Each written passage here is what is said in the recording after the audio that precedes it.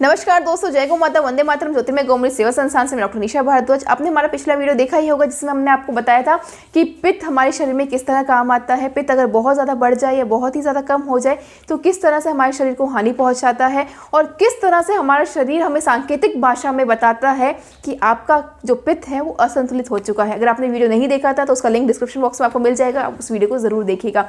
आज हम बात करते हैं कि पित्त को संतुलित कैसे करना है, किस तरह अपनी ही छोटे मोटे दिनचर्या के बदलाव करके आप अपने पित्त को शांत कर सकते हैं।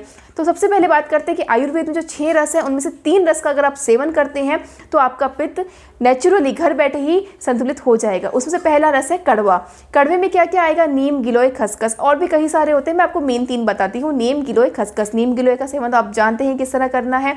खसखस का जब आगे गर्मियाँ भी आने वाली है उसमें अगर आप इसको यूज़ करते हैं, चाहे आप खसखस का शरबत बना के पीजिए, चाहे खसखस की ठंडाई बना के पीजिए, इससे आपका पित्त बहुत ही जल्दी संतुलित हो जाता है। दूसरे रस की बात करती हूँ मैं, कसेला। कसेले में क्या क्या आता है? हरड़, बेड़ा और शहद। शहद को आप जब भी सेवन कीजिए गर्म पानी में हल्का गुनगुना पानी करके उसमें 1 चम्मच शहद डाल के पी सकते हैं। हरड़, बेड़ा और आंवला मिला के आप त्रिफला का सेवन कर सकते हैं। भोजन के बाद इसका सेवन करने से बहुत ही ज़्यादा लाभ मिलते हैं।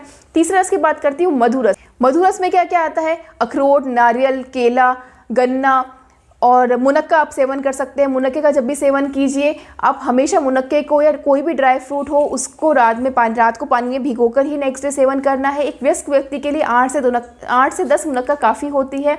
इतनी ही मुनक्का का आपको सेवन करना है। उसी अनुसार आप बच्चे को और वृद्ध व्यक्ति को दीजिएगा।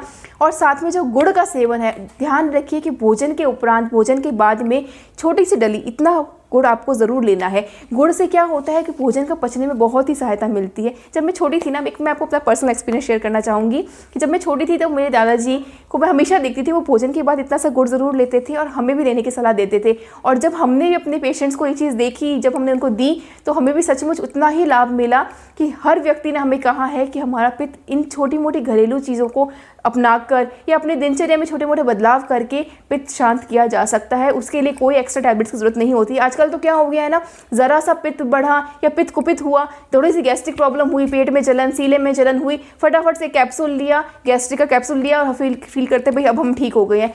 पर इस चीज़ से आप परमानेंटली ठीक नहीं हो रहे हैं। ये कुछ समय के लिए आपकी बीमारी को दबा रहा है और कुछ समय बाद में जब इस दवाई का असर खत्म हो जाएगा, स्टेरॉइड का असर खत्म हो जाएगा तो ये चीज़ और ज़्यादा कुपित होकर निकलेगी, तब आपको और ज़्यादा नुकसान सहना पड़ेगा। और हर टैबलेट लीवर, किडनी पे तो अफेक्ट करती ही है।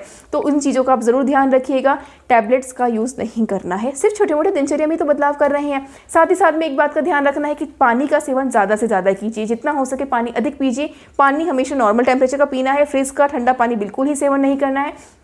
और जब भी आप पानी पीते हैं तो पानी हमेशा बैठकर पीजिए, खड़े होकर नहीं पीना है। ये भी आयुर्वेद का एक नियम है। गोघृत जो है ना, गोघृत और गौ माता का मक्खन, उनके दूध से दही बनाकर जो बिलौने से मक्खन निकाला गया है ना, अगर इन 2 चीज़ों का सेवन आप नियमित तौर पे कर रहे हैं तो कभी भी कोई भी व्यक्ति ऐसा नहीं है जिसका पित्त जो है ना असंतुलित हो जाए। ये मैं आपको इतनी दृढ़ निश्चय से, इतना विश्वास के साथ इसलिए कह पा रही हूँ क्योंकि ये चीज़ तो हमने अपने पे भी और हमारे यहाँ पे जो भी पेशेंट्स रुकते हैं, जो भी पेशेंट्स आते हैं, उन सब पे हमने करके देखा है।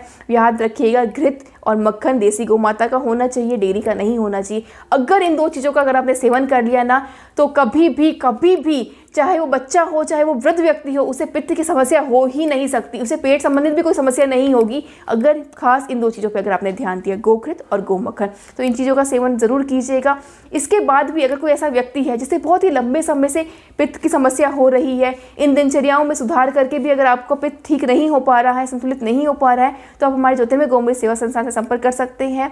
धन्यवाद दोस्तों। जय गौ माता, वंदे मातरम।